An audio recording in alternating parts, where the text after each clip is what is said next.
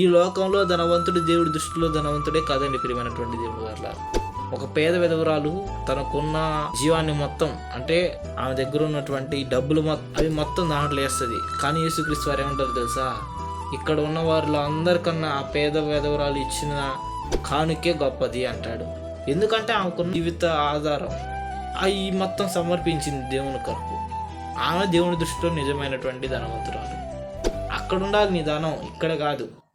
ఇక్కడ ధనం ఏం చేసుకోను, ఏదో ఈ లోకంలో 4 రోజులు ఉన్నంత వరకు ఉంటుంది నీ పేరు మీదే. ఆ తర్వాత ఆ ధనం ఎవరి పాలైద్దో.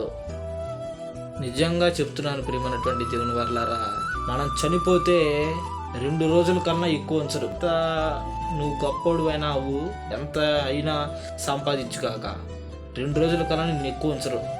ఎందుకంటే ఆ తర్వాత వాసన కొట్టిపోయింది. మనం చూడట్లేదా ప్రియమైనటువంటి వాళ్ళందరికీ డబ్బులే చనిపోతున్నారంటారా?